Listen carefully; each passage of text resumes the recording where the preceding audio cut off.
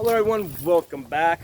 Today I'm going to be giving you guys some details of why, if you're involved in a self-defense case, you keep your mouth shut and you get a lawyer. Okay, so the most important thing for you guys to know is that it is legal, 100% legal, for the police to lie to you. Okay, now not only can they lie to you, but they can also present you with false evidence. Okay, and this came straight from the Supreme Court. Okay, there was a case back in 1969 called Frazier v. Coop. Okay, and in that case, they had arrested somebody that they suspected was involved in the murder.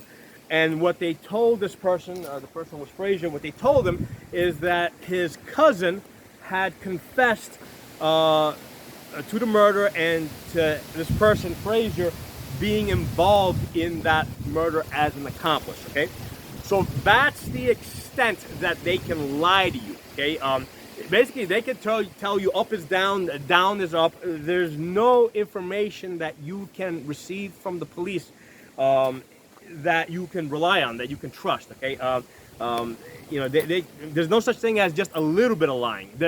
Lying is lying. Okay, there's no limit to the amount of lying that police can do. They can tell you that they got 10 witnesses that say that you started this whole thing and you pulled the gun first. They can tell you any of that, all right? There's nothing that stops them from lying to the utmost degree. And they've got a Supreme Court case to back them up on that. That's the Frazier v. Coop case. I invite you guys to research that. And I don't even know if this guy did this or didn't do this, right? All I know is that what came out of this case is that it is illegal for police to lie to you, without limit. Okay, so not only can they lie to you, but they can also make false promises, right?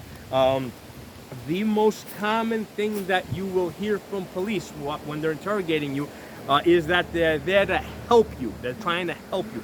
The other thing that you will hear, and I've actually heard this myself, not related to a gun self-defense, but just in regular, related to just general interrogations. It may not have even anything to do with you. It might have something to do with something else that happened next door or whatever. But the second most common thing that they will tell you is that you're not in any trouble. Okay, you're not in any kind of trouble or anything.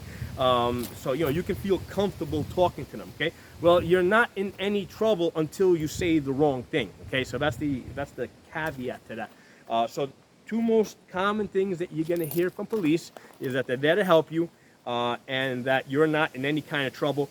Don't believe either of those. Okay, if you say the wrong thing, they're going to arrest you. Even if they don't arrest you then and there, they can come back with a warrant and arrest you at a later time. Okay, so let's dig into this a little bit.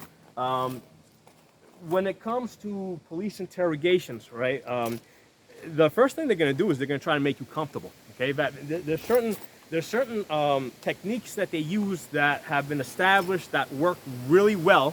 Okay, and if if they get you to just start talking to them a little bit, all right, they have methods of getting you to talk to them a lot. And the first thing they're going to do is they're going to try to make you comfortable. They're going to offer you food or drink, right? Especially if this is still outdoors, right? If you're at the scene, you probably are thirsty, because you've probably been sweating up a storm, from all the stress. So they're going to offer you drink, okay? Part of the reason for that is to get you comfortable, to get you to trust them, okay? They're going to start with small talk, okay? Now this might be at the scene, or if you agree to go with them, okay? Or whether it's you agree to go with them voluntarily or involuntarily, right? They're going to start with small talk, and they're going to talk to you about things that are probably not even related to this, that might somehow lead into this. If at that point they're going to let you take this conversation wherever you want, right? If you want to talk about your lawn, they'll let you talk about your lawn. If you want to talk about what happened, they're going to let you talk, and they're going to just agree with you. Regardless of what you say, even if it's makes no sense, they're going to agree with you, because at this point, in this step one phase, they're just trying to get you comfortable, okay? So What they're gonna tell you is that they're here to help you, right? They're not gonna push it any further. They're like, we're here to help you. That's the most common thing that they're gonna tell you. They'll probably tell you that, yeah, it looks like, it's not your fault. I don't think you're in any trouble, right? That's all in this step one process of making you comfortable, okay? And the other thing what they're doing is they're listening to you talking, okay? Because what they're doing is they're establishing a baseline for your speech patterns, okay? How do you talk when you're comfortable? How do you talk if, maybe you start to get upset or something? How do you talk? They might put some questions out there that have nothing to do with this, but they just want to see how you answer when you're obviously not lying, so that later on they can compare it to how you might answer differently, which might be an indication. Later on they might ask you other questions, and if you answer in a different tone or a different pattern, or use different words, that could be an indication that you're lying. Okay, so they're listening to you talk during this first phase to establish a baseline of your speech patterns. Okay. And then at some point in there, they're gonna get back to, they're here to help you, all right? And all you gotta do is sign this paper over here where you waive your rights to an attorney, okay? They're gonna just slide that in there, okay? And then, they're gonna, again, put some more sauce on top of that with, they're there to help you, and, they know that it's not your fault, and, everything you did was right, and, you're not gonna be in any trouble, okay? That's all part of getting you to sign that paper where you waive your rights. Okay? Through all this process, right, the only thing that you should be concerned with is, I need to talk to my lawyer. Okay? That's the only thing that should be going through your head. Okay? You don't let them distract you with anything else. Now, I've talked about if you're at the scene of the crime, right, and something just happened. Okay, I've covered this in other videos. Once you assess that there's no longer a threat, guns gotta go back in the holster. Right, get that gun out of sight, back in the holster. All right. Next thing that you should be concerned with is, the evidence, preserving the evidence. Where's the gun, knife, whatever weapons were being used. Try to keep an eye on those so that they don't move or get moved. Your shell casings, keep an eye on those. If those get moved, be aware of that. That's something that you would point out to the police, right? If it's like windy and your shell cases are being blown all over the place, that's something that you would point out to the police. The other thing that you're paying attention to is the witnesses, so you can point out the witnesses to the police. Okay, those are the only things that should be going through your mind. Okay, basically preserving the evidence. Who are the witnesses, and I need to talk to an attorney as soon as possible. Okay, not talking to these guys. Okay, and again, they know that you, as a gun carrier, you've probably been informed that you should get an attorney, all right? And what they're trying to do is they're trying to break you out of that by making you comfortable enough to want to talk to them. That's the key to interrogation techniques. They need to get you to want to talk to them, okay? So after you sign that paper where you waive your rights, that's when the real interrogation begins, okay? Because now you're going to probably see a change of tone, all right? And as the interrogation moves forward, you're going to see it go back and forth. They may send in different interrogators with different tones, with different attitudes, all right? But now they're going to start turning up the heat a little bit.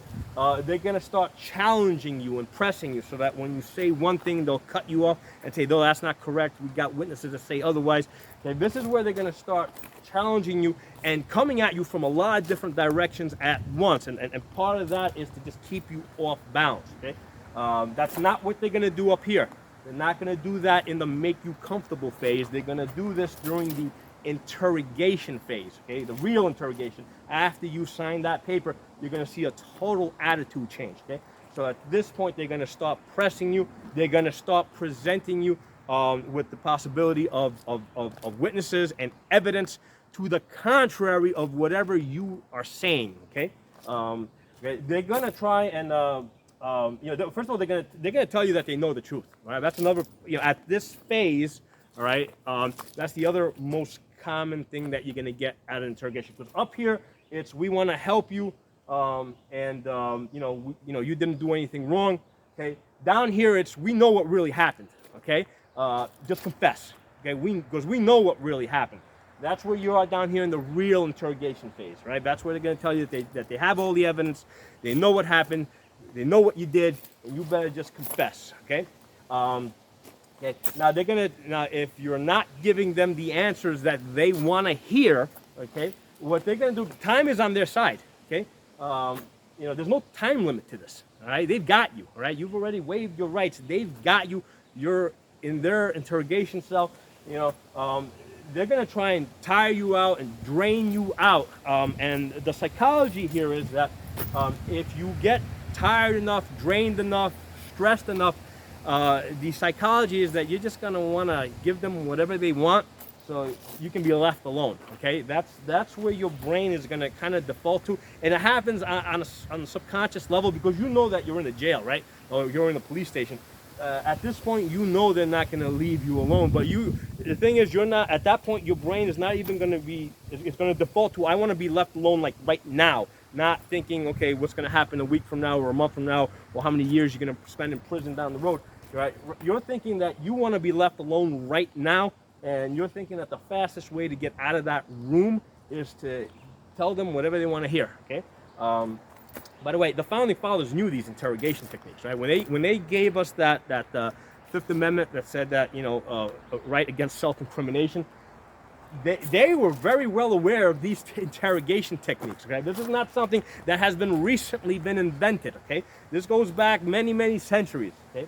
Right, so one of the things they're going to tell you is that this only stops when you confess, and again, because they're going to keep going back and forth on this. They're going to come back to, they know what really happened, all right? But if you confess, you say the truth, this will stop, okay? And again, time is on their side, okay? There's no time limit here, okay? They can just keep working at you. They can come back to you the next day, the day after that.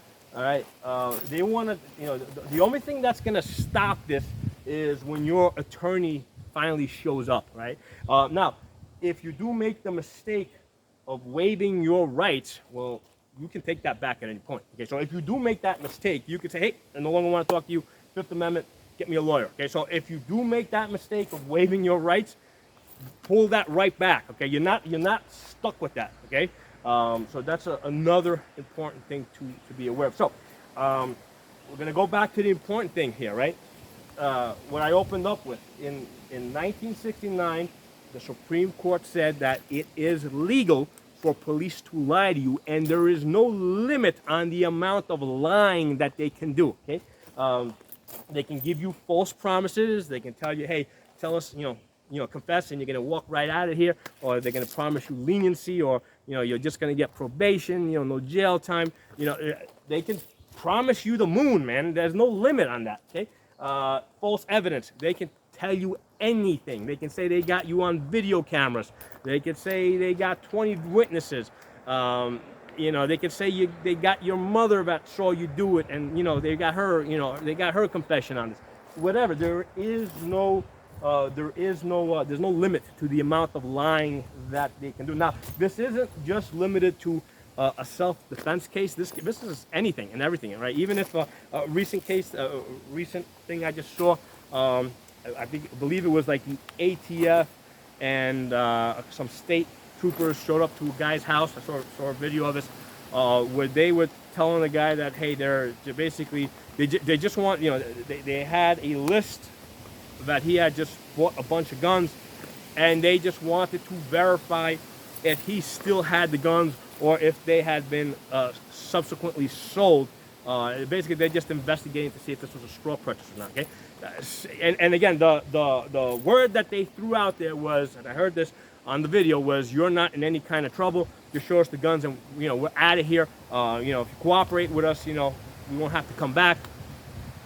Get your lawyer on the phone to talk to them, right? You let them wait outside your door all day, right? Because they're gonna say, hey, we want to hold you up. No, you stay right there outside the house. I'll get, I'll go call my lawyer.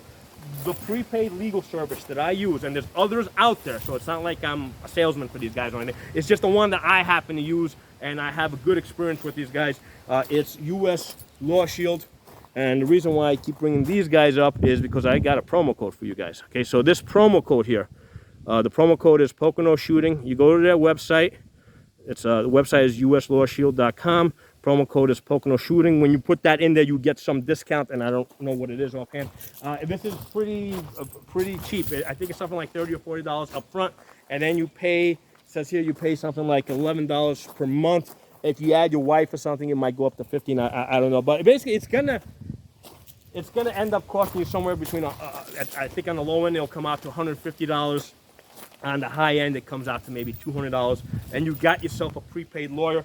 And what I tell people to do with this is, after you get your card in the mail, make a copy of it, put it in an envelope, and make sure your wife, put it somewhere where if you're ever in any trouble, you can call up your wife or your mother, depending what what your situation is, and you can say, hey, in this drawer is the phone number to my prepaid lawyer with the account number. Please call them up, tell them I'm at this police station, or this is my situation, and that they need to start moving and defending you. Okay, that's one of the things that you want to have, because if you do end up getting arrested, they're gonna take away your cell phone, they're gonna take away your wallet, so you're not gonna have their number. The only number that you're most likely going to remember is the one to your wife or to your mother. So you got to be able to call her and tell her where to go look to get the account number, along with the phone number to these guys, and call them up and make them aware that you're in trouble and where you're at. Okay, so that's an important part of this. You got to have that plan in place. Okay.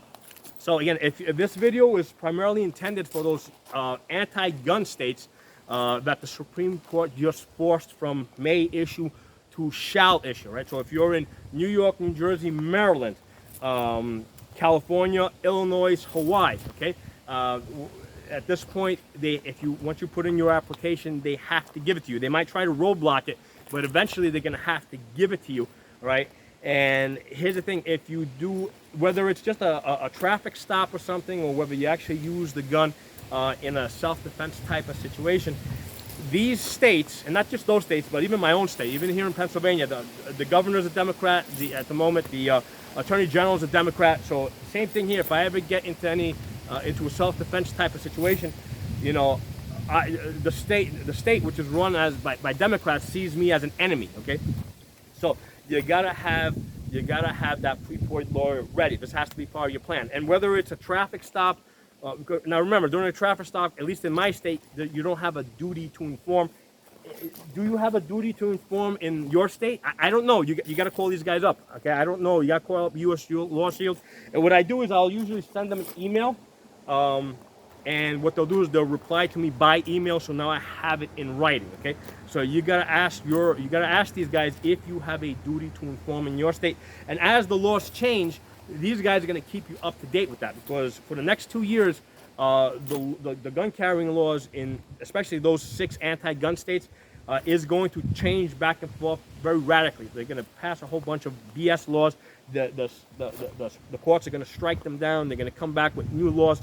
This is going to go back and forth for 2 to 3 years, maybe even 5 years. And as these changes happen, you need somebody to keep you up to date on that. That's really, really important. All right. So I hope this video was useful for you guys. So this is probably the most important video I have done on carrying a firearm. Okay. Now in my state, I can carry open or concealed. In your states, if you're in an anti-gun state, most likely it's going to be concealed only. Again, if you're in a concealed only state and your firearm becomes exposed or it starts printing or something, that can also get you into the type of attention that you don't want, and you might have an officer that sees it and decides to make an issue out of it.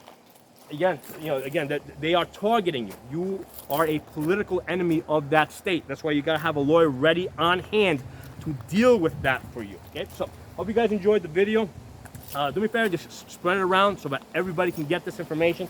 People have to understand that it is legal for the police to lie to you. Okay, it is legal. Even if you're the victim of a crime, somebody breaks into your house, and they come to fill out a report. Basically, I just want to give them just enough information so I can give a police report to my insurance company, and nothing beyond that, because at that moment they're not going to help me out. And if they start getting into a conversation with me, you know, who knows where it's going to go. So even if, let's say, somebody were to break into my house, which doesn't happen, but let's say if it did, you know, you want to give them you want to give them the minimal amount of information so that you can get that police report to give to your insurance company. Same thing if you're involved in the traffic, in an accident, car accident. You know, don't sit there yapping to the police. Don't argue with the guy that you got into the accident with. Don't argue with the police that show up. You know, just get the report. Your job at that point is just to get the police report, period. That's all you need from them. That's all they can ever really do for you, right? That's all they're ever going to do for you. It's up to you and only you to be able to defend yourself and protect your family. These guys, they just fill out the reports after the fact. Okay, so again, thanks a lot for watching. I'll talk to you all soon.